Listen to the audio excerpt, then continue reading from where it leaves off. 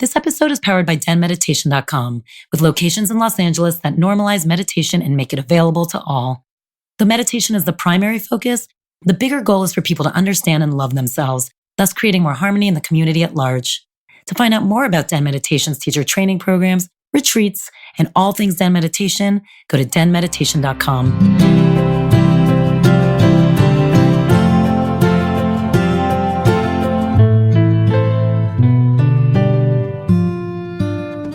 Hey, welcome to DENtalks podcast. This is Tal, and I'm here with Sarah Shahi today.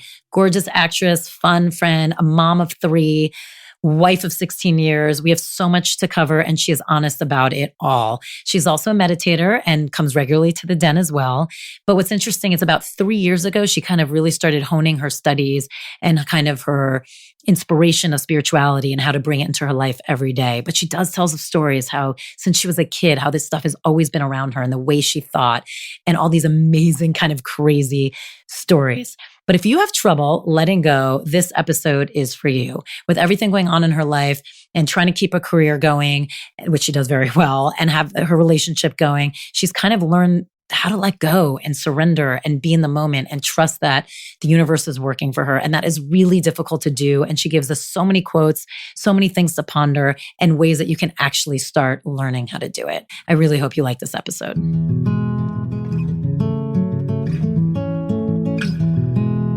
We are here with Sarah Shahi, a mom, actress, and a friend who you may know from the L Word, Fairly Legal, Person of Interest, and most recently Reverie on NBC. She's from a small town, Euless, Texas. She's a mother of 3. I can't wait to chat about that.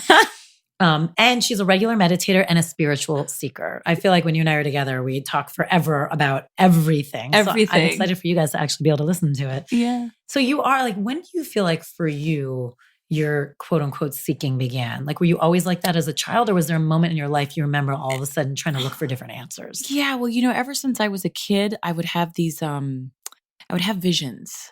I would have, I constantly saw these pictures of, and I remember exactly what it was. It was almost like a Joan of Arc kind of vision. I had this vision. I knew it was me, but it was this woman who was in like, chain metal armor head to toe. And that's amazing. Was such a warrior. And I had never seen Joan of Arc. I was like 4 or 5 when I started having these like just constant visions in the backs of my eyes. So like you could be doing, would it be like you were just randomly playing or something and you'd have it, or was it I was in sleeping? The shower. Anywhere. I was just anywhere. And it was just like a picture, like I was staring at a photograph in my mind's eye all the time. So I feel like I always had obviously there's some kind of association I have with that, but like whether it was that specific thing or if it was just trying to like be in tune with, the third eye with the pineal gland, like I always just saw something. And then so this is kind of weird. My, I love it. Yeah, this start is off strong. Yeah. So my dog, I was very close to my dog, and I still haven't come across anything, whether or not animals like reincarnate or animals. Like I'm not sure what that is, but so I was very close to this Jack Russell Terrier I had named Eddie. And Eddie, he was dying, and I was in New York filming Person of It. This is just a few years ago. I was 33, and I was in New York filming Person of Interest, and my mom FaceTimed me and said, you need to say goodbye because he's dying. And I was on the phone with him for about 3 hours. Oh my God. And I was just the basket case. And that dog was so many firsts for me. He was like my first love. He was just my first like boyfriend. Like that dog was just everything. You gave him everything. Very, very protective. Like we just loved each other endlessly.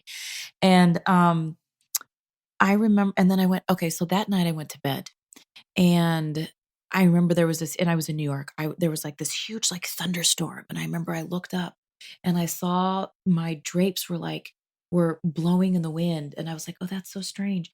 And then I got up, but then I turned around and I saw myself sleeping, and I was like, and it wasn't spooky, but it was just like this acknowledgement. I was like, oh, okay, I'm sleeping. Oh, I'm not in my body. Oh, right. Okay, let me go shut the windows. And the next thing I know, Eddie showed up in my apartment. And he looked young and he looked spry. And he brought this little greenie that I always used to give him. And he was just running all around the apartment. And I remember I was like, oh my God, what is mom talking about? Like, you're great, you're fine. And so I was chasing him all around the apartment. And meanwhile, I would look back at and watch myself sleep. And next thing I know, I went down this hallway and there was a mirror. And I look in the mirror and I have two black eyes. And I was like, whoa. And that kind of took my attention away from Eddie at the moment. And the next thing I felt like someone shoved me. I felt this like intense, like fast pressure right in my chest. And my alarm clock went off and I woke up. And I jolted out of bed. Oh my God. And I looked all around for him. I was like, he was just here. He was here. Where was he? It was there so like a real. moment of like sad disappointment when he wasn't there? Well, you know what it was? It was confusion. Yeah. I was so confused. And then I got up, I looked in the mirror and my eyes were swollen shut. I had cried the entire night to the point where my eyes were like crusted over. We delayed filming that day for 3 hours because the makeup artist had to put so many things on my eyes. But that was, you know, that was like my and they're first, like, what happened to you last night? You're like, a dream. A dream. Yeah. But no, it was just strange because I knew, you know, I was like, oh, that was an out of body experience. So then I started researching just out of body experiences and what it felt like. And, you know, everything, it was just that feeling of kind of levitating and seeing myself. And then that force when you get thrown back into your body, how it just feels like someone shoves you. And so that I was like, oh my gosh, like that actually happened to me. So from, let's say, the Joan of Arc to this, is that what kind of re-stimulated you being like, okay, there's some deeper questions I want to answer? Or were you always? Well, there was always, okay, so then it happened 3 years ago. It happened 3 years ago. My dad died. And my dad and I were never close. He was a drug addict. He was an alcoholic. He was a gambler. And he left my mother when I was 8. It was the day my mother went into the hospital to give birth to my sister. My dad disappeared, and then I didn't see him for like 8 years after that. 8 years old. Yeah. Oy. Yeah. So I grew up fast. I was in charge of my sister. I was in charge of a lot of things when my mom had to like work and, you know, pay the bills. Were you resentful of your mom at all? Or did you have an awareness it wasn't? Because I always wonder that, like, you know, as adults, we can look back and be like, oh shit, that was really hard for my parents, or that was really hard for my mom. Like, she didn't have support and she had to pay the bills and keep us fed. Yeah. But as a kid, sometimes you're like, where the fuck are you? Why am I home alone? Why am I doing all this? Why are you here for me? Like, where do you feel like you fell in? You know, I felt like, you know, for whatever reason, I had so much understanding of what my mom was going through. And I never made her feel bad for it. There were times where you know, one of the issues that I feel like I'm working out as an adult is I always thought my dad left because of me. Like I did something wrong.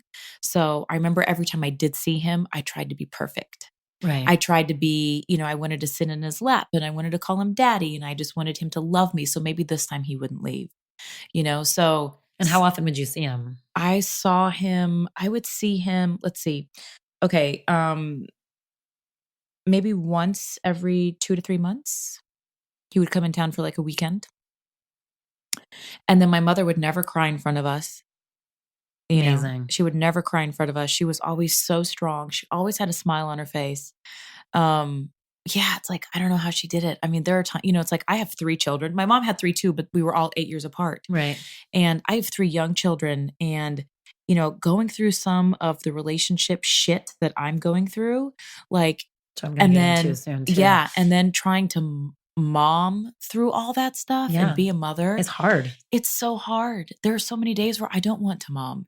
You know, I'm like, wow. While you're momming, like all of a sudden you're short, or like you're like you what you said, what your mom did is like keeping this personal experience she's going through away from you. Oh my gosh. And still creating this like little beautiful bubble. She for created you guys. such a bubble. Yeah. And no resentment towards your dad. I mean, outward. I'm not saying in general. Yeah. Yeah. Exactly. No outward resentment. And that's so many parents do that to their kids. I know. And there was a point in time where I remember when I was about 13, 14, and I really understood like who, you know, the parent that was staying was my mother. You know, he was the one who was fucked up and he was the one who left. And I remember I didn't want to talk to him. Anytime he would call or he'd want to pick up my sister and I was like, no, I don't want to go. And my mother would make me go. She would say, honey, at the end of the day, that's your father. You need to at least go say hello. Like, you need to at least answer the phone, you need to do this. That's your father. Why did he leave? Do you know? Like, did you ever? He was just really fucked up. He was just, his first love was always drugs and alcohol. Oh, yeah. Yeah. And you guys don't fit in very well. No. But what that did to me too is like, I couldn't even take an aspirin until I was 21. I was just so hyper, just tried to become everything he wasn't. He was a great example for when me. When did you start drink? Like, and I mean socially drinking. Yeah. Was that a hard thing for you? I was 21 years old. Wow. I mean, that's late. Even though that's when we're legal, most of us dabble earlier. That's totally late. And the only reason was because I ran into an ex-boyfriend in Vegas. And I was like, I think this is when people say, I need a drink. And I was like, I'll take 7 of them. I don't even want to know how that first one went down. Yeah. That's crazy. Yeah. But yeah. And it's interesting because I spent so many years like resenting my dad, but then I look back and it's like from a kid, I had such an example of what I didn't want to be so early on. And I think that could be what kept me from going down the road that so many people do go through when they're teenagers, Because it is interesting. You weren't masking your pain the same way he was. Like you weren't drinking usually a lot of psychiatrists are like, oh, kids like that, they either turn to drugs, sex, or like worse, even like self-mutilation. Like it's one usually. Right. So it's pretty amazing that you didn't. Like, did it come out in anger for you or? I think, no, I mean, I really kind of credit that to my mom for being such a warrior and for always making us feel like we were no less than any of the other kids just because we didn't have a mom and a dad. Like if there was anything the boys could do, I could do it just as well as they could, if not better. She never let me underestimate myself or our family for what it was. Oh, you feel so lucky. I mean, anyone who listens to this podcast regularly probably hears me. Like, I never shut up about how I think my mom was so amazing too. Yeah. And I'm so thankful for so much strength that she gave me. Yeah. Which I mean, I was always thankful for, but really now, especially like through the Me Too movement and all of that stuff, I'm like, oh God, that's missing from so many relationships. Like that giving a woman or a girl that strength and confidence and independence doesn't happen all the time. And I don't think we realize how often it doesn't happen until now we're older and we see the effects, or you actually talk to people. A lot of people don't. That's a huge gift. Yeah, no, it was huge. It was huge. And, I mean, of course it manifested itself in other ways, like me as an adult in relationships, like not thinking that I'm not good enough and, separation and constantly wanting like men's validation. Like, of course that worked its way into my psyche in other I'm sure. gloriously fucked up ways. But we'll dig into those. Yeah, too. We'll dig into those too. Yeah. So then your dad, you were telling the story. Yes. Okay. The second when my spirituality really came full force. So my dad died 3 years ago, and it was 2 days before Father's Day, and I had just given birth to my twins, and I got a phone call from a family friend saying he's gone, and I didn't realize how affected I would be. I remember I went to Texas, I buried him, and when I walked into the room where I wanted to see him before we buried him. And I've also, ever since I was little, I've had this like morbid fascination with death. I don't know what it is. In what way? What happens to the body when you die? What happens after you die? How long does it take for a body to decompose? Was there something that like spurred that interest? Like, did someone in your family die or? Nothing. You just started asking questions. I just came into the world like that. Like, I just wanted to know, like, how long does it take for the body to decompose? That's an interesting question. And what's rigor mortis? And can I go to a morgue? Like, do they smell? Do they get stiff? Like, You've always just had that curiosity. Yeah. Any fear tied to that or no? Just always just curiosity? Well, now that I've become more spiritual, I don't have any more fear about that. But I did when I was younger. So a lot of these questions were coming from fear too. A lot of them were coming from fear. And like, is this it? Is this the only lifetime? Is this, I used to have that same thing of, there was a period, I think my uncle, who I wasn't close to, so it wasn't even like a huge emotional thing. Yeah. And I was young. I was probably like 7 or 6 or 8. I don't know, somewhere in there, 6 to 8, let's say. And he passed away. And it just, same thing. It just started making me ask a lot of questions. And all of a sudden, the idea, I kept just picturing being buried and having no like being like, okay, but you're dead, so it's okay. But I'm like, but then where are your thoughts? Like, what are your thoughts? And I started doing that. Right. So then I started being like, well, you have no thoughts. So then the idea of picturing of having no thoughts, and then the idea of like infinity. You were totally like teaching Oh my God. yourself But about all this. It was a few years of like, I would start thinking of the idea of infinity and the Mhm. idea of no thoughts and nothingness. And again, at a very young age. Now, when I think about it, I have a way different understanding of what that would be, Yeah. which is less fearful. I mean, the panic would set in. Oh, I remember I was at wow. sleepovers and all of a sudden like, I'd pop up and be like awake by myself. I mean, we're all going to die. And what happens to our thoughts? Yes. I remember being in the back of, remember those old station wagons, like driving back from dinner. And I was like in the trunk area and thinking about it and like all of a sudden like climbing over the seats to like get closer to everybody. Cause just, it was like the minute I really got into the headspace of nothingness. Right.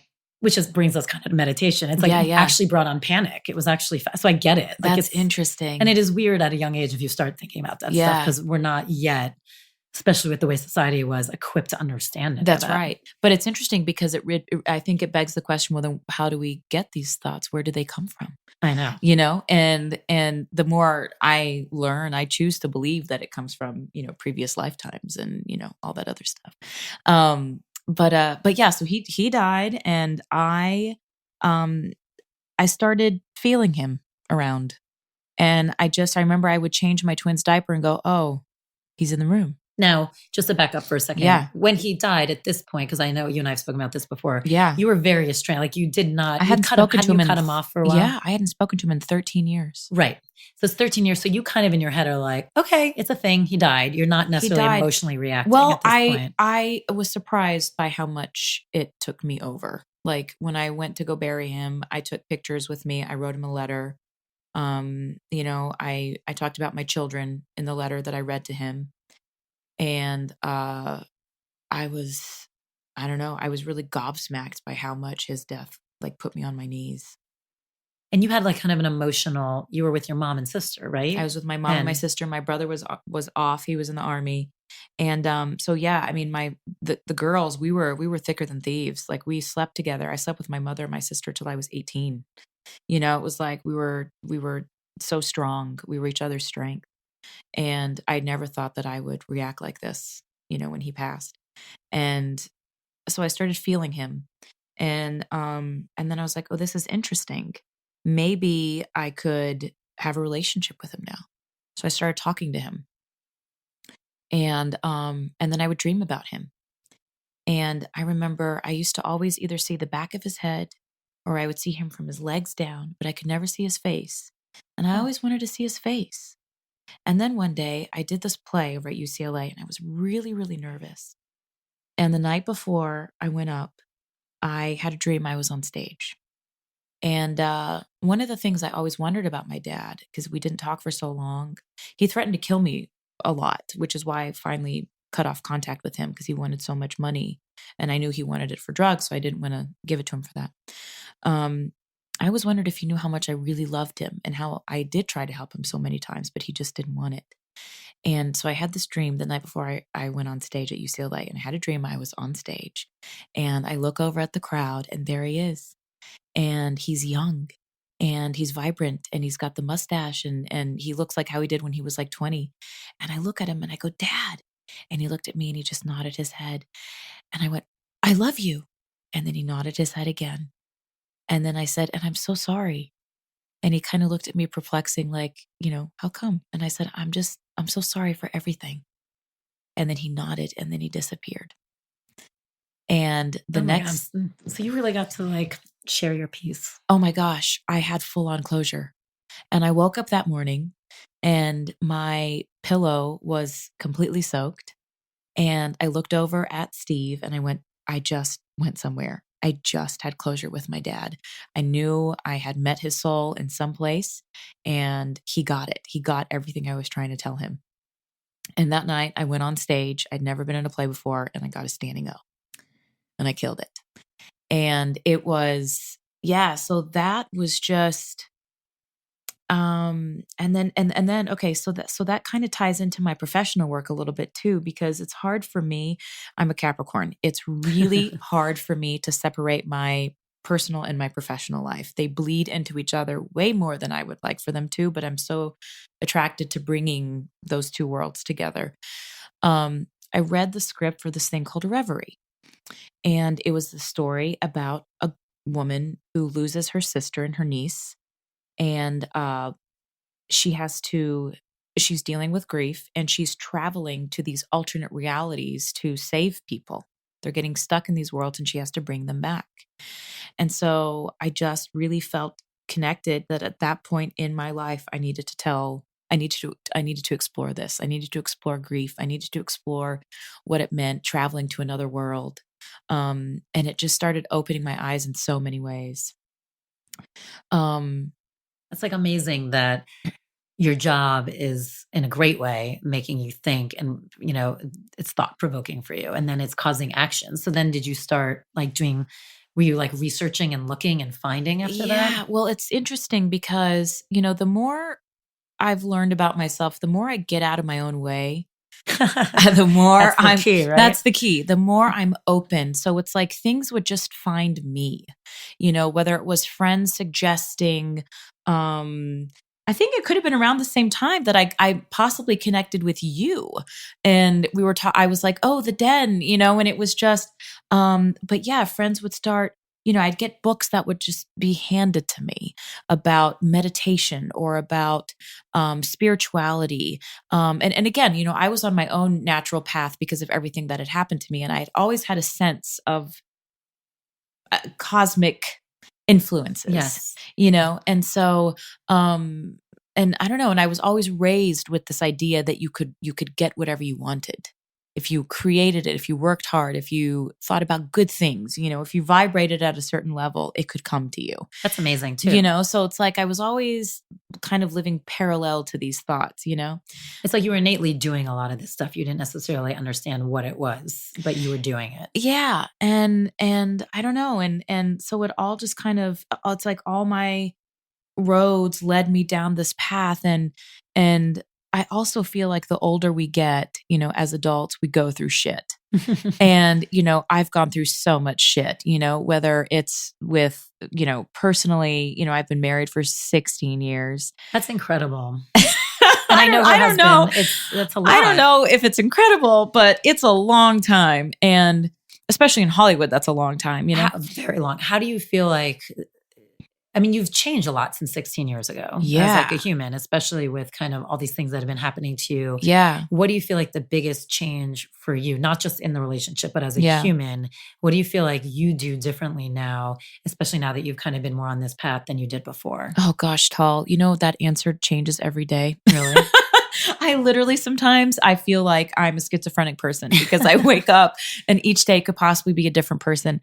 I know just in terms of relationship speak, like the thing that really changed us was having kids. Having kids really rocked our dynamic. I think, a mother, I think it starts early with women. I think, when I was pregnant, I felt that sense of responsibility. I felt this idea that I was a vessel. I felt the sacrifices. I felt all that stuff from the get-go.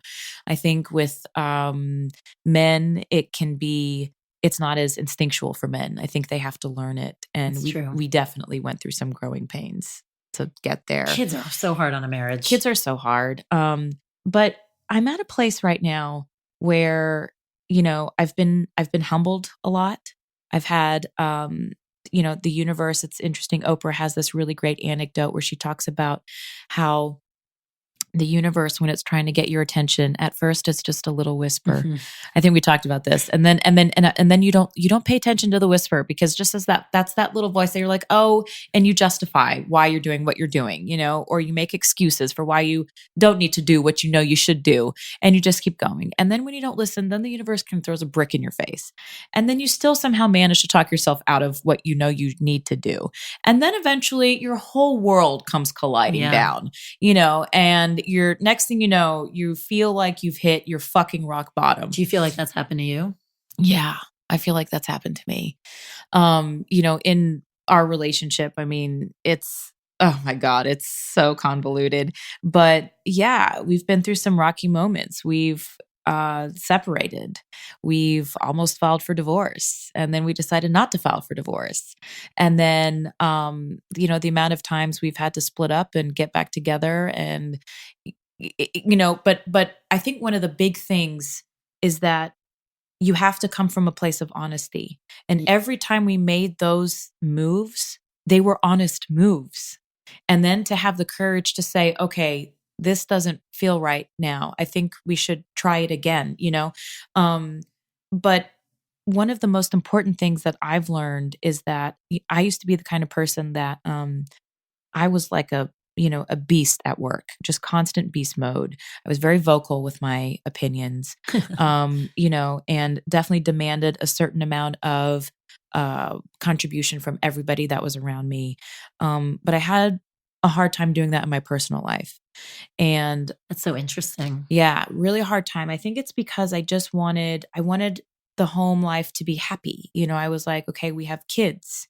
We have this responsibility to create this very comfortable, warm environment. So I didn't want any fights. I didn't want any of the bad stuff. But then ultimately, how did that Well, manifest? that ended up kicking my ass because I Right. should have had the fights, But what I learned from all that stuff is that now it's like I have to speak up. Like, even if my voice shakes and I don't feel like it's the right place or the right time, or we just had the same fight last night, like I need to bring it up again, Yeah. and because, or just what I've learned, just whether it's, my classes at the Den or all the different stuff I listen to, the Abraham Hicks, all of that, Jack Canfield, like every fucking person that I listen to, it all is about staying true to yourself. And it's also about like the vibration. Like it took me a long time to realize, I'm sorry if I'm just rambling. No, It took me a perfect. long time to realize the difference between the thoughts you were having and the energy at which you were vibrating. So I was always like, if I was having a shitty day, I'd be like, but I'm fine. I'm fine. I'm Right. fine. I'm fine. And as opposed, but I wasn't, but it's all about vibration. And like one of the things I learned in your classes is that, the universe doesn't judge whether you're having a shitty day or a really great day. It's not like the universe is like, oh, the shitty day is bad and the great day is good. They're all your days. They're all your days, Yeah. and not one is any better than the other. So if you're having the shitty day, be like, all right, cool. This is a shitty fucking day, and go with the shitty day. And it's all about like acceptance. And, one of the greatest things I learned about from Abraham Hicks, which is why I'm so addicted to her these days, was she's all about the law of least effort. And for me, at times it would just take like what I did for so long in my marriage. I put so much effort into trying to make it good. Isn't it so interesting? Because people say that all the time, like, oh, it shouldn't take so much effort. And look, I think marriage is work. So that's Sure. where like we all grapple with is like, wait, but doing the work and make sure and we're considering each other and growing, because growing takes effort sometimes. But yeah, we should be, you're right. We should be able to express ourselves and have the forum to do so. Well, and and- give and take on both sides. So here's this interesting thing. I was on location this summer and I was in Seattle and it was amazing. I hadn't been away from the kids for a long period of time like that. And I felt like I was cheating on my family. I got to go use the bathroom by myself. Crazy? I slept in. I read 4 books. One of the books that I read, and, it was one of those things where I talked myself in and out of buying this book so many times at the book store in Seattle because it didn't get all the glossy reviews that the other ones had gotten. Okay. But I was so attracted to this book cover and I kept like walking by it. They had it in different places in the store, and every, route I took, I just kept going by this book. It's called Cosmic Messages. Have you heard of this book? No. Okay. So really interesting. She talks about, first of all, I love the way she breaks down the ego. She talks about the ego and she's like, okay, we always give the ego like a really bad connotation, right? We're like, okay, the ego is like, it's self-motivated, all this stuff, but let's not call the ego. Let's call it the personality, because the ego serves a really great purpose too. So our ego can protect us, it wants to keep us safe. Great. The soul, let's get into the soul. The soul has one main function on this earth, and that is to grow. So we attract different situations to us that will cause us to grow. And then she talks about how the soul doesn't care whether the growth is like fast or slow or overnight or instant, because I often beat myself up because I'm like, oh man, I was learning so much during the beginning of the year and I was making all these choices and I was like manifesting and all this stuff was happening. And now all of a sudden, like nothing is happening and I've settled into my groove and everything is fine and I'm fucking happy. And what's wrong with me now? Like why, and I'm like, and she was like, the soul looks at life's experiences as like it's a toy. And like it's almost like we're these little kids and we take a toy apart. And then we're like, oh, okay, well, that was fun. Well, let me put it back together and let me see how it works now. Oh, well, it doesn't work the same. Oh, that's interesting. Okay, let me take it apart now. And so there's no judgment. There's no judgment on whether or not, it happens fast. It happens overnight. We take 2 steps forward. We take 1 step back. Because at the end of the day, it's all going to happen in its right time anyway. So if you really have the belief that the universe has your back, for the longest time, I tried to manifest the goddamn movie with Chris Pine. Well, that sure as hell hasn't happened yet. So I'm like, maybe a movie with Chris Pine isn't in my best interest. But it's like, so just to be able to let it go and be like, you know what I should be manifesting is happiness. Yes. Like happiness, freedom, to be at my, highest pure potential self, to constantly be inspired, creativity. And that's when everything pours out. That's when look, I look at you, the background that you came from, and then you literally turned on it. You turned on it and you went into this, and you're more in the limelight now doing this than you ever were before. And it's because I feel like you're truly doing your life's purpose, your happiness. I think that's success. Sorry for the interruption, but I think you guys are going to like this. If you haven't heard already, we're actually going to do DENtalks live. Our first one is November 10th. It's with Marianne Williamson. Now, look, we already actually announced this a couple of weeks ago on our closed Facebook group. So tickets have already been sold. So if you want a ticket, go now. Get on the website, buy one. She's amazing. It's going to be incredible. It's the same format we do here, a deep one-on-one conversation, meditation, 4Us. The good news, if you're there, we're also going to do a Q&A. So hope to see you there.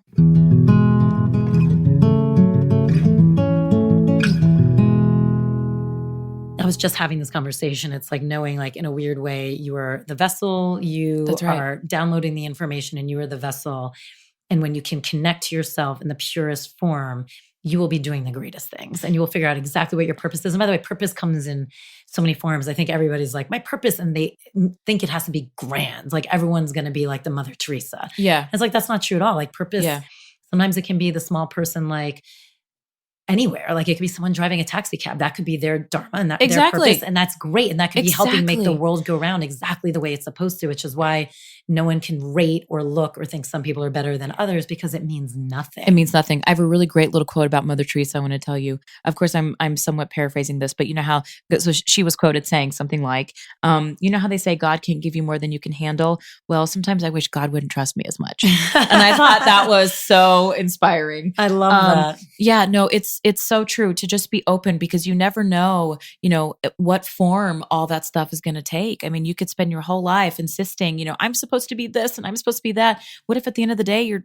passion is to be a candle maker? You know what I mean? And then you become the biggest candle maker ever. But you have to be open to everything. I mean, look, I was really lucky. I had a very strong career. And I think it baffled a lot of people sometimes. And people would always be like, oh my God, did you always know you wanted to do this? Did you always know? I'm like, not at all. Like it used to actually shock people that whenever someone's like, what's your next step? I'm like, oh, I don't know. Like right now I'm doing this. Right now I enjoy this. When I stop enjoying and I stop learning, I'll look to see what else is there. But when I look, that means I'm open to all. Because I always said that, I'm like, because I don't know where the best next move for me is going to be. And if I pretend I know it now, I'm going to miss it. Yeah. Yeah. And I feel like you have to be really open to life and all possibilities, and learning to have, learning to find happiness in the unknown, and enjoying all those moments, because that's where all the juice is. That's where all the good stuff is. So there's a couple things. One, there's that great Wayne Dyer, although he didn't say it, he got it from one of his teachers, or what you'll know better than me, Sir Francis Assisi, or yeah. Okay, so he said, we are not humans having this soulful experience. We are souls having a human experience. And that's 1,000% and true. And that's it. And the other thing is I'm in between projects right now. I don't know what my next project is going to be. As somebody who's constantly, like, I haven't stopped working, and I don't know, except just to have babies like over 13 years. And, you know, I'm, you know, knock on wood, I'm very grateful for the position that I'm in. I'm just getting these opportunities and none of them are speaking to me.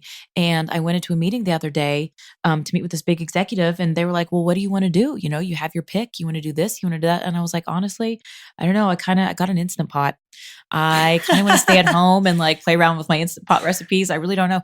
And they thought I was the most charming motherfucker that walked in through that door. And I was like, no. And my managers called me. They're like, what did you say? Because they're offering you everything. I'm like, oh, I don't want any of it. I really just want to play around with my Instant Pot. I want to make these artichokes, you know? And so it's just like, it's just a really interesting thing to me because I always thought I had to have the next thing planned. And, you know, as far as I know, nothing I have said, you know, very little of what I have said or put out has actually happened. But it sounds like you're trusting more now. I'm trusting a lot more. You're having a trust in it's all going to work out the way it's supposed to. So it takes away a little bit of that freneticism. Oh, totally. I mean, you know, I look back on my life and, you know, I was raised by a single mother. I grew up thinking men were evil. I never wanted to get married. I never wanted to have children. Here I am married with 3 children. kids. I never thought the man that I married, I would want to separate from. Then after we separated, never thought I wanted to get back together and then file for divorce and then not file for divorce. I mean, I'm just like, wow, I clearly don't know like what's best for me. So how about I just surrender? How about I just give in? And are you happy? Yeah. You know, I've reached this really interesting point. And like I said, I'm like a different person. If you would have asked me this last week, I'd have been like, I'm miserable. I caught you on a good day. Yeah, you caught me on a good day. But there's something really, like I look at my kids, you know, and I think kids can teach you a lot about yourself. And kids, in a way, have been my biggest inspirational teachers because my twins are 3.5, and having twins was hard. Oof. And I remember I'm friends with Julie Bowen, and she said to me, her twins and my oldest are the same age. So they went to preschool together.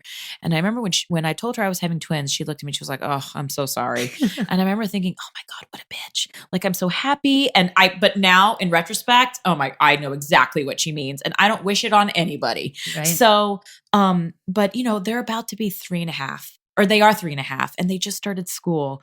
And I'm like, wow, these moments are flying by faster than I know. So quick. Like if I'm concentrating on trying to find the next gig or the next thing or the next that, I'm missing out on so many beautiful moments with these guys, you know? So I just like, they've really taught me a lot about being in the moment, not sweating the small stuff to, you know, so, okay, Abraham Hicks has another great thing. I was listening to this quote on her. By the way, I hope it's okay that I'd like constantly talk about Absolutely. like these YouTube things I listen to. This is what it's about. So what I love about her approach is it's so earthy. She doesn't talk about, you know, it's just earthy. Like I can understand the higher lingo and the astral space and all the, you know, I can understand that kind of stuff. But I love how simply she lays it out there. So there was a question about how do I become clear about something? You know, like for me, I'm always like unclear. What do I want to do? Do I want to stay married? Do I want to get divorced? What do I want to do? And she was like, well, that's easy. Just focus on what you are clear about. And I was like, what? And she was like, well, if you're unclear about something, you can't reach a place of clarity before you're ready for it. So just focus on what you are clear about. Focus on the lights. These lights illuminate. They're kind of yellowish. They're warm in temperature. When I turn the light switch off, the lights are going to go off. You focus on what you are clear about. And then when the thing that you're not clear about will become clear. It's like being at a restaurant. And the minute you're sitting there focusing on like, why isn't my food coming? Why isn't my food coming? You go to the bathroom. The minute you go to the bathroom, the food comes. Because again, it's all about a vibration. Yeah. It's all about vibrating at a certain level, you know? And control. It's like we all Yes. need this sense of control, controlling everything, controlling the answers, controlling the outcome, controlling how we get there. Right. And like ultimately we have no control. And it sounds like you're surrendering and realizing like I have no control. So let it just be. Let it just be. Yeah, I mean, that's so beautiful. I gained 5 pounds this summer, Tall. Well, you look great. It was amazing. I was going to say, you probably No. needed it. You I look was amazing. like, those were 5 pounds of happiness, bitches. I was like, are you kidding me? I postmated it up on location. What was your like, thing? Granola. I love that that's your thing. It was lobster and granola. Like the minute Lobster. I discovered, and I so was in good. Seattle, so I literally just ordered like acai bowls, like nonstop, and lobster. That's so funny. Lobster and granola. Yeah. Find that on the menu Yeah, next time. yeah. Do you feel like just because of some of your past that you're talking about and with your, alcoholic and drug addicted dad and the fact that you even said like you were looking for male approval, do you feel like there was a lot of codependency stuff you had to like work through? Yeah. Like in your relationship, did you feel like and it sounds a little bit when you were like, I always wanted to make it good. And did you feel like you were running around? Oh, I was doing the exact same thing. Yeah. I was doing the exact same thing, and again, I mean, the deeper I get into this world, into this kind of this belief system, the more I feel like nothing is by coincidence. I feel like we pick our parents, we pick everything. And clearly between the father I pick, the spouse I pick, the man who is the father of my children, I definitely needed to work out some issues, and I think that, look, I mean, I'm 38 years old. It's taken me 38 years to get to this place of no. I am good enough. My thoughts are valid. My feelings are valid, and to get to a place where, I'm all about quotes. Audrey Hepburn had a quote. I love it, by the way. I'm like, I love it. Her quote was, speak up even if your voice shakes. And I didn't do that for a really long time in my relationship and, just things that you need, and I'm finally getting to that place where I'm doing it, except now my voice isn't shaking anymore. Now it's full on. This is what I want. This is what I expect. I wasn't very happy when this happened. But here's the flip to that is it doesn't have to be a big deal. We can just talk it out and everything's okay. It's not the end of the world. So did you always kind of feel like if you brought up your voice, it was going to be the end of the world? Yes.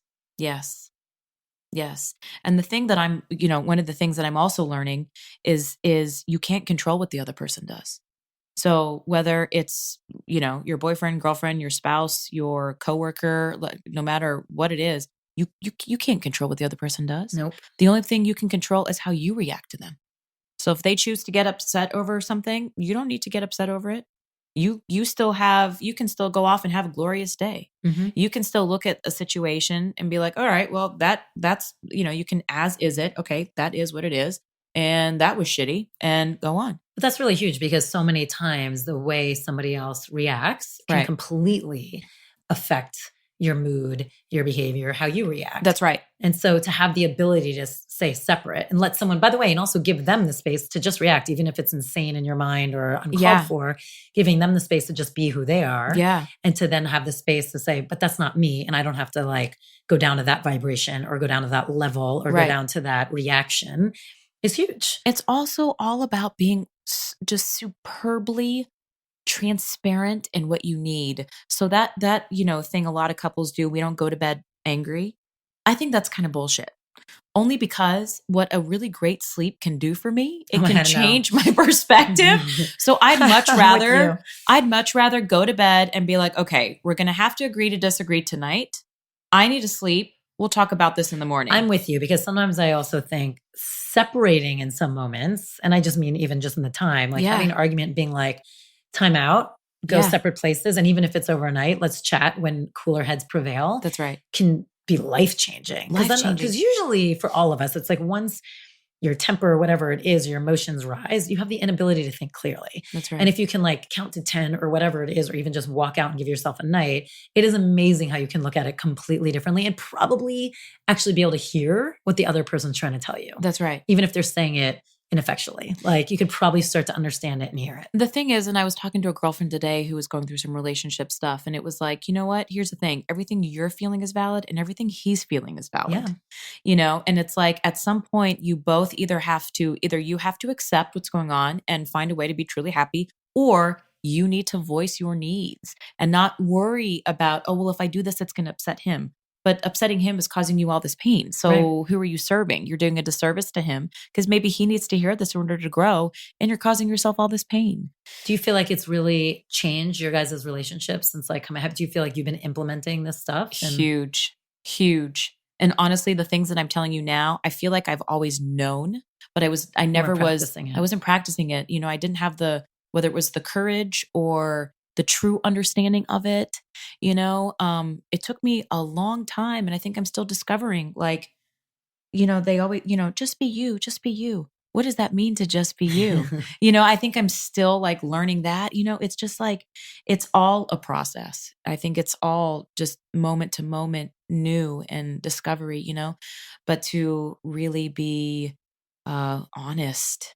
And I was telling my girlfriend today, because again, she was going, I think as girls, sometimes we put a lot of our feelings second to that of our spouse or boyfriend, girlfriend, whatever. I know I did for the longest time. And it was like, look, you don't, because she was afraid of sounding like naggy to her boyfriend because she had been bringing up a lot of other issues. And I was like, look, you don't have to do it in this like finger pointing way. Right. You can totally be cutesy about it. You can be like, all right, come here, kid, step into my office. You can be totally cutesy with it or funny with it or sarcastic or just read the tone, Tone is usually everything, because usually if you're holding it in, then even when you say something more benign than what you wanted to say, the tone slips out. That's and right. then it has just as bad of an effect than That's if right. you just spoke your mind in a nice way the first time. That's right. And it's like, again, it's all about vibration. It's like, if you're building up this frustration, that comment, whatever it is going to come out with a vibration that's just going to be like cacophony. Like, that's exactly right. Yeah. It all goes back to vibration. I mean, that, Abraham Hicks, she had that saying again, where she was like, if you're having a shitty day and you're angry, don't sit there and pretend to be something you're not and manifest all this good stuff, because what you're vibrating is not that. It's contradictory. So that's what you'll get. I find sometimes if you're not having a good day and you can just say to yourself, like, I'm just in a shitty place. Like, I don't know, when you honor where you are, it always does better. And then it passes through a lot faster. Yeah. Another good one that I kind of got recently is, I don't remember what happened, but something happened and I didn't speak up for myself. And I was superbly angry at the other person for what they did. And I couldn't let it go. I could not let it go. And then all of a sudden, I think it was in one of the classes at the Den. And I was just like, it was in, like a meditation. And I was like, and it was just a pure aha moment. And I was like, oh, I'm not angry at what they did. I'm angry at myself because I didn't stand up for myself. And I was like, oh my gosh, that's what this lesson is about. And I was like, oh, okay. Well, now that I acknowledge that, first of all, it made me feel so much better. And I was like, well, then thanks God for this little reminder, because the next time this happens, I'm not going to be quiet anymore.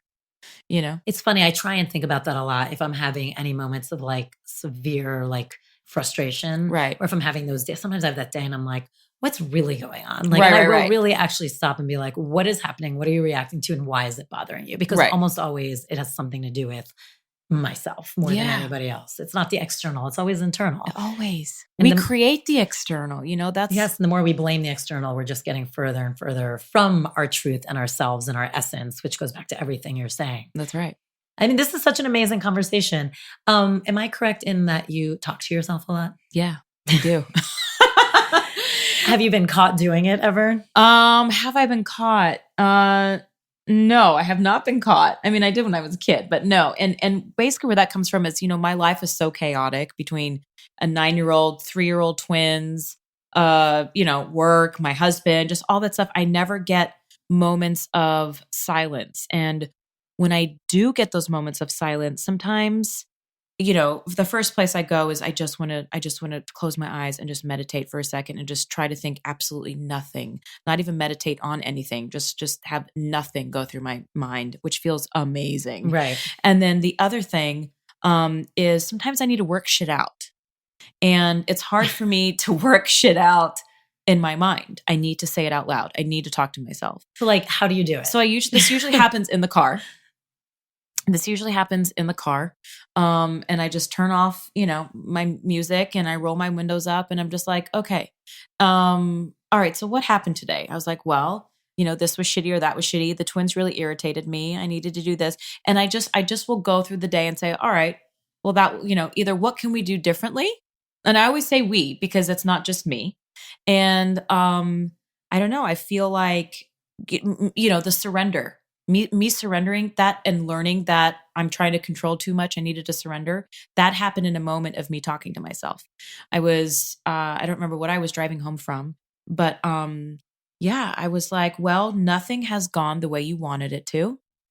what do you think about all the different things you're trying to put out there? What do you think about your manifestations? Because why do you think Chris Pine's not happening? Why do you think you're not booking the movie with Chris Pine? You haven't even fucking auditioned for a movie with Chris Pine.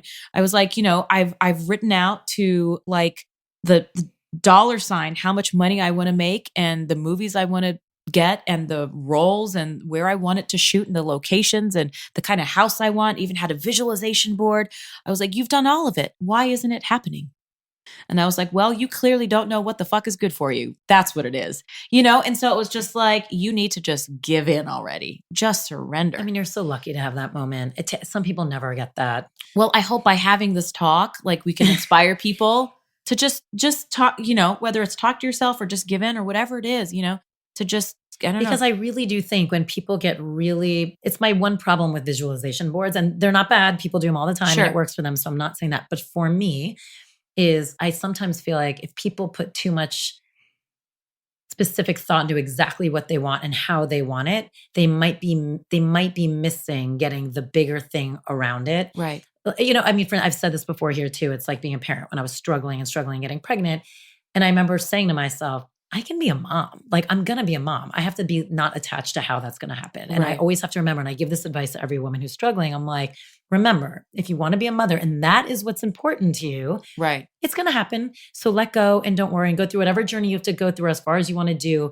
But remember, that will happen. And I take that in the broader sense of like, success can still happen. You can still have this and all these things you want, but the house might not look like you said the way you want, or maybe it shouldn't be where you think it's going to be. Right. And I do think people get so tied up in like those specificities that they actually forget, no, what is the love and the passion and the desire behind all of that? That's right. You know what I mean? Because I think those material things are egocentric. Yeah. And, honestly, sometimes I get confused about it because I'm like, but then I hear that you're supposed to like, write down. Well, that's why I'm saying for some people it really works. The more specific you are, it can happen. And that's what I'm saying. I'm not talking against it. For me, I've just the way my thought process has always worked. I've been like, but what is it I'm really striving for? Like, what's the broad, if I had to like keep backing up, like back up, what is that broader thing? Because I'm like you. Right. There could be a way that's going to come in that I don't even know how to think about it. Exactly. I don't even know it exists yet, or I don't know what it looks like. And so what a shame if I don't get that chance because I'm like, my visors are on too tight. That's right.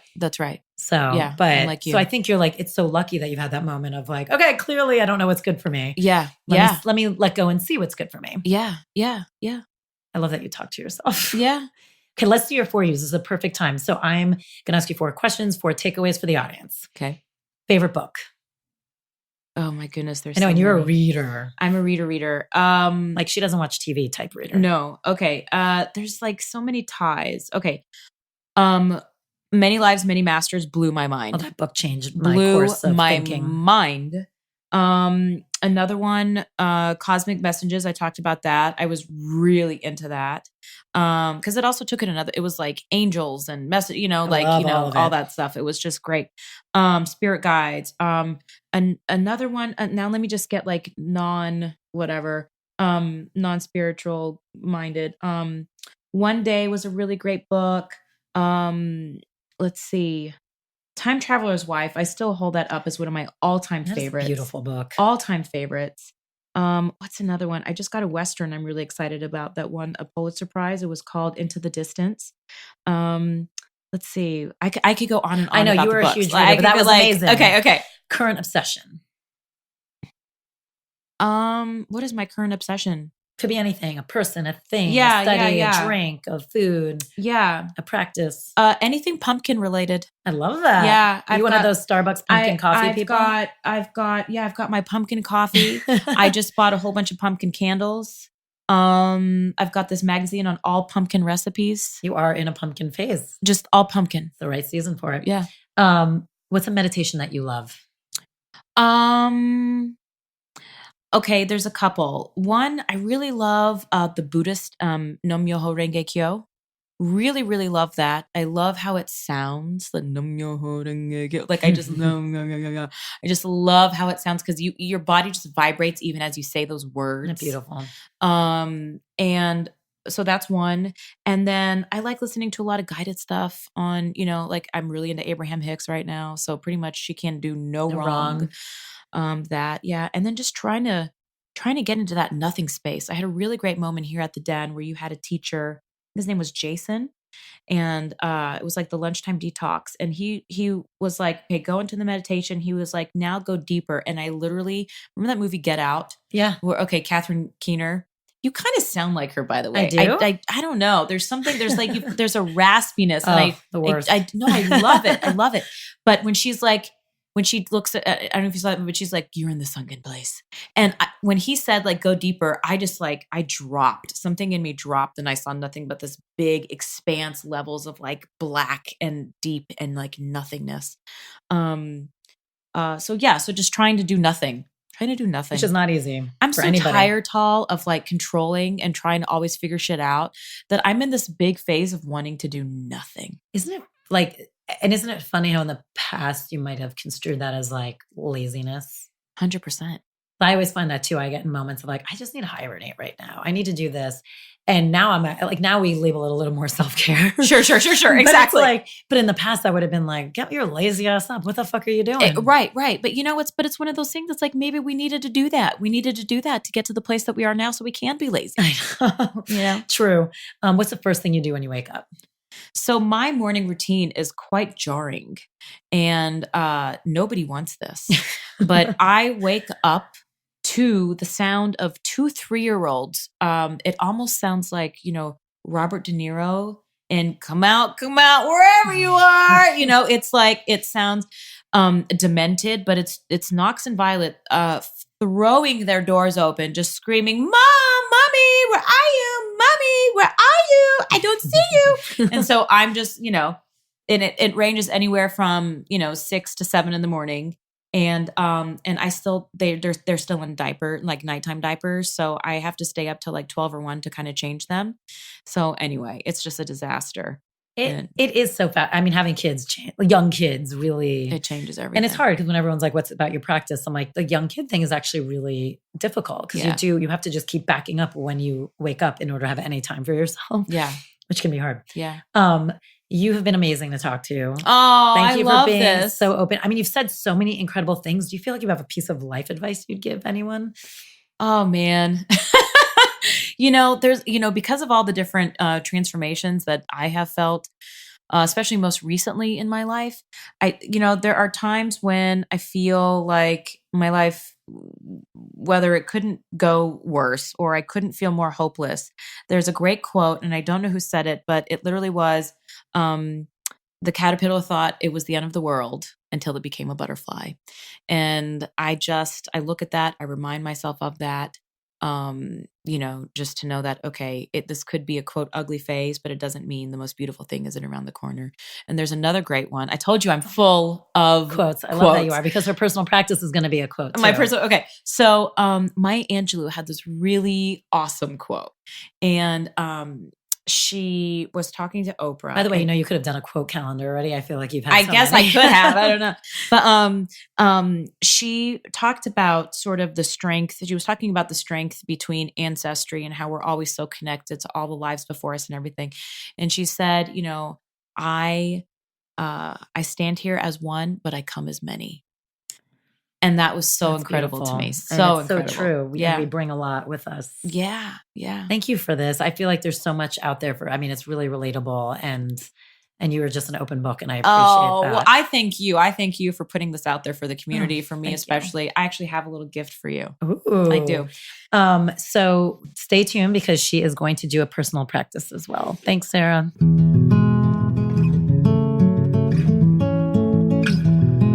Now Sarah's going to do her personal practice, and she's going to share a quote by Maya Angelou. When Maya Angelou was just a few years before she passed, Oprah had asked her if she felt like she had it all figured out. And she said, "Well, I'm wiser than I was last year." And it's just such a reminder that, this thing called life is such a journey, no matter what happens to us, no matter what transformations we go through, to just constantly remember that we're evolving, we're growing, to be kind to ourselves. Change is not bad. And if anything, we're wiser than we were last year.